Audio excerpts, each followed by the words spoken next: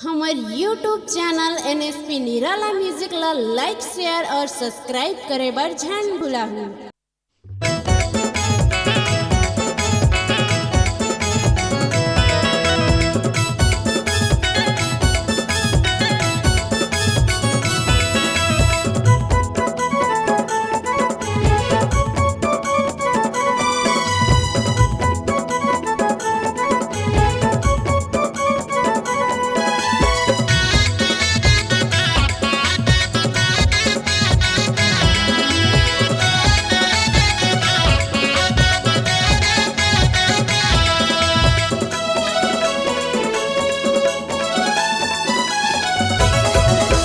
बरसाते अमृत के धारा रे एला पीना है तपी, अरे हंसा पीना है तपी।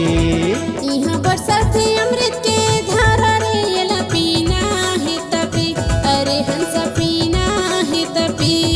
नहीं तो पाछू पछतावे तोरे कारण लठठबे, नहीं तो पाछू पछतावे तोरे कारण लठठबे। बरसाते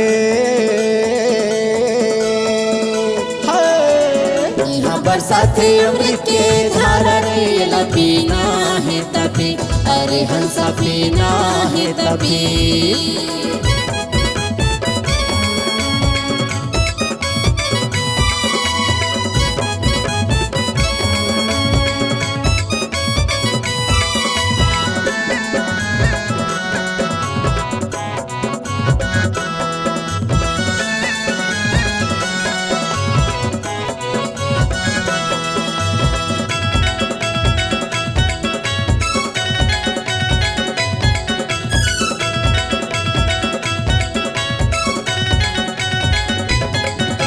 झंझाबे ते मथुरा काशी, झंझाबे गंगा गोदावरी, वो झंझाबे गंगा गोदावरी। झंझाबे तहाँ बद्री नारायण, झंझाबे काबा काशी गा, झंझाबे काबा काशी।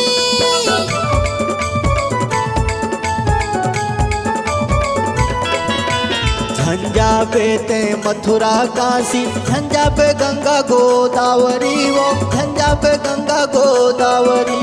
झंझाबे तहाँ बद्री नारायण, झंझाबे काबा काशी गा, झंझाबे काबा काशी। सबो तीरथ हाई हाँ बोहागे, सबो तीरथ हाई हाँ बोहागे। मन भर डुबकी लगा ले वो यहाँ बरसाते यहाँ बरसाते अमृत के धारा रे एला पीना है तपी, अरे हंसा पीना है तपी।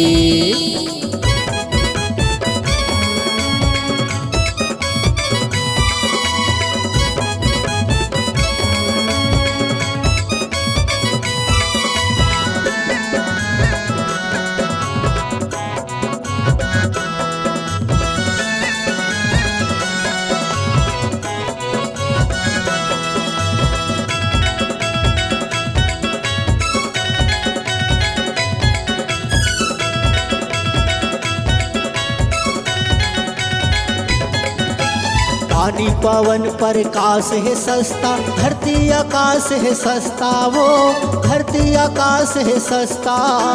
सत्य नाम शंकर ले बिताने, ई दोनों के रास्ता गा, ई दोनों के रास्ता।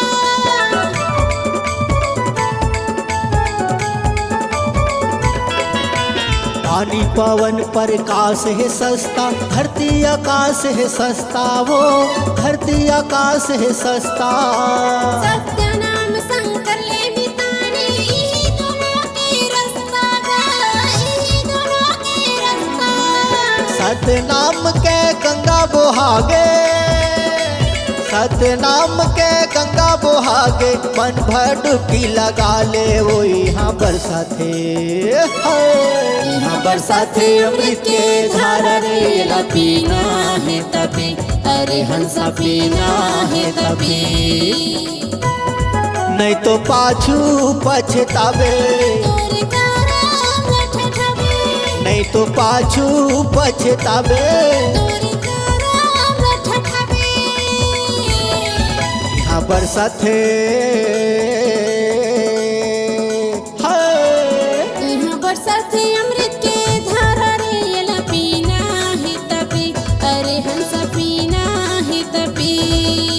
बरसाते अमृत के धारा रे एला पीना है तपी, अरे हंसा पीना है तपी, अरे हंसा पीना है तपी, अरे हंसा पीना है तपी, अरे हंसा पीना है तपी, अरे हंसा पीना है तपी। अरे हंसा पीना